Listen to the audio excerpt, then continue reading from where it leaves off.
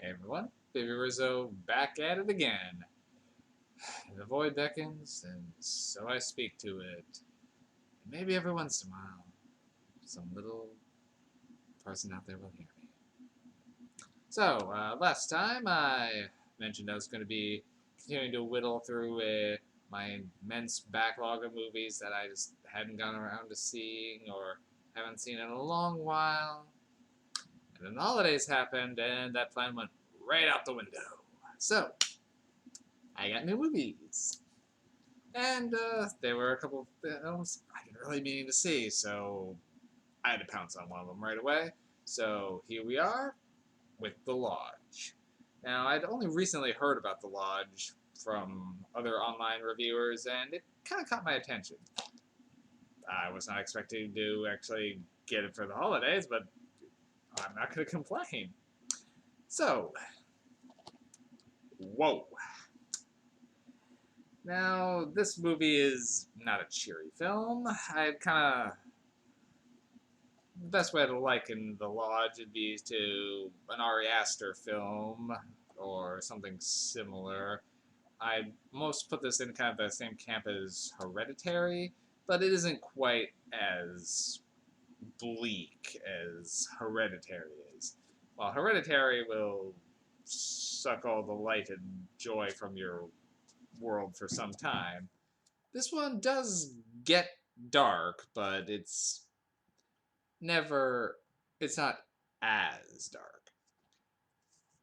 Pro and con there. But so, what is the lodge? Well, then it centers around a family. The father, played by Richard Armitage, doing a quite good job, is recently, well, I don't know how recently, but has been separated from his wife for some time, and they have two kids.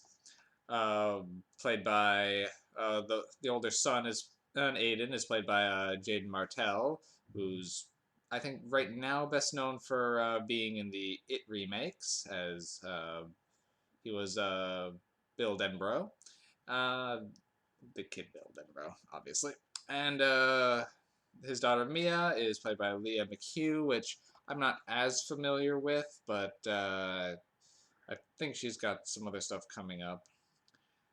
Anyway, and then Richard Armitage is going to be about to get engaged to his new girlfriend Grace, and it's kind of put a bit of strain on the family. Early on in the film, tragedy strikes. Again, very Ari Astery, but not doesn't quite have the same punch as the tragedies in Hereditary or Midsummer that happened right away.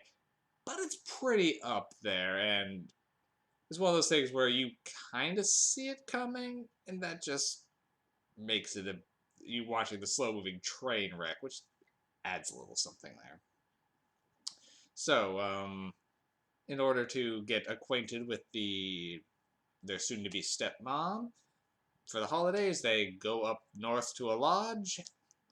Now, the father has still some work to be doing, so he can't stay the whole time, so he quickly leaves, leaving the two kids alone with their new stepmom and hoping they'll bond over the holiday. And he'll be back up in time for Christmas. Then the immense snowstorm leaves them stranded, without power, water, and her dark past starts resurfacing and starts going into a sort of what's going on, what's real, what's nightmare, and it gets very psychological. Now, this movie has a lot of twists and turns, and I'm not going to spoil any of those here. I will say, knowing there were twists and turns, I was able to predict a couple of them. Not all of them, but there was a couple jumps I did sort of see coming.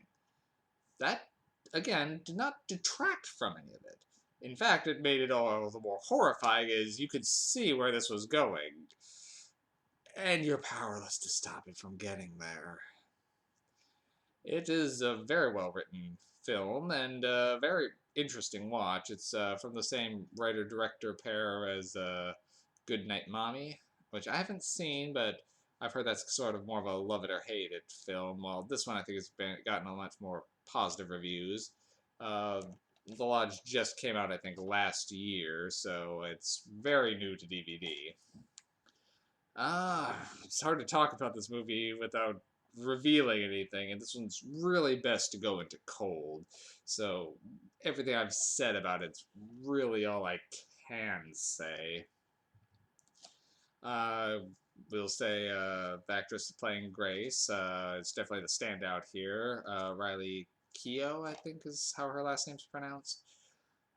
I don't know her from too much overall, but she was definitely the standout of the movie, delivering a stunning performance as the events slowly cause her to break more and more down throughout it, and she does all she can to look after the kids and herself, given everything she's been through in her own past.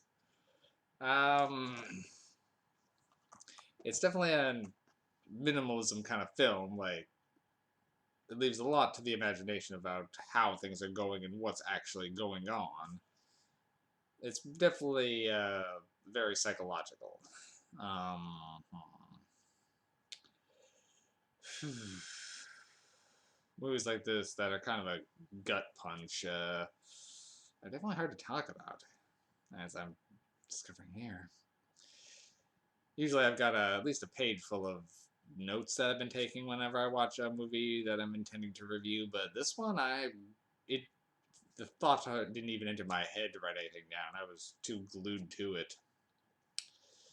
Oh, so performances all around are very good, which, especially when using some younger actors. I mean, I mentioned before Jaden Martell. He was good in it, and he continues to be good here.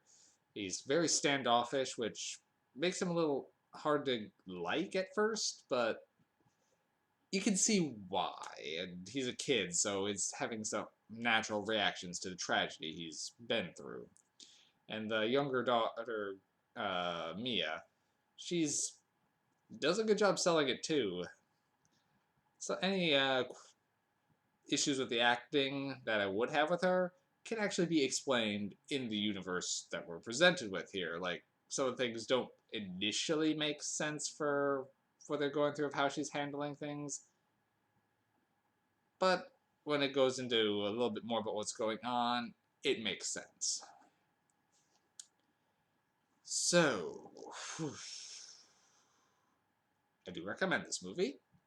I'm giving this one I'd say 4 MacGuffins, mostly just because it's not one I'm going to be able to watch very often, but it's an enjoyable movie overall, as long as you're okay with a bit of misery.